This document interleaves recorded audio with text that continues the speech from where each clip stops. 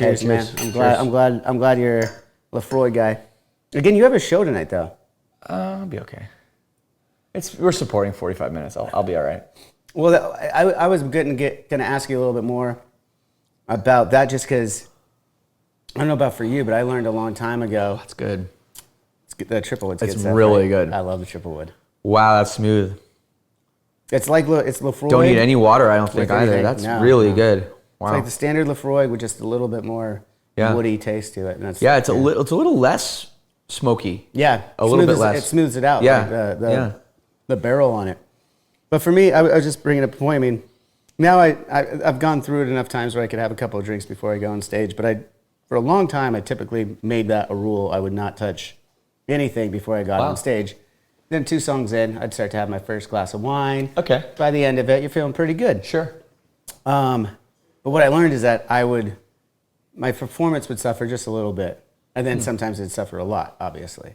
And I had to learn to get through that. You using your vocal cords as your instrument. Yeah. I know that, I know how that can be a struggle for a lot of singers. Drinking on the road and stuff, dehydration is not good for vocal cords. Yeah. How do you manage all that?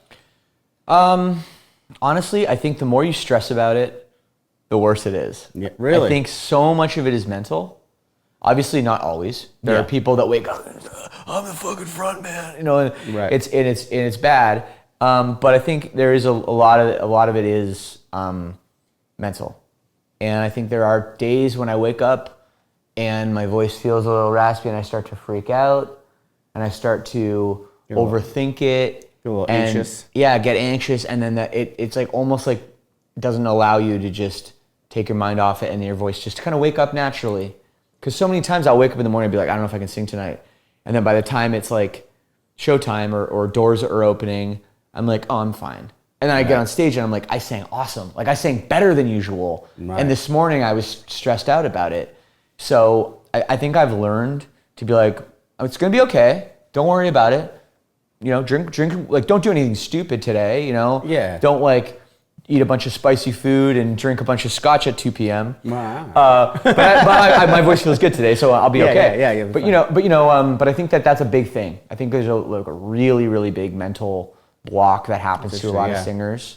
And some guys get freaked out by it, and some guys are really perfectionists, and they say to themselves, okay, well, if I can't be like 100% or 110%, then I don't know if I should do this, but.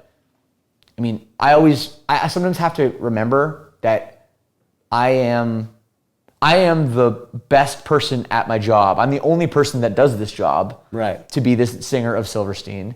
I'm the best person in the world that can do this right now, even if I'm at 75%. Right. So I need, you know what I mean? And people are there and they're excited, and the truth is people don't really notice.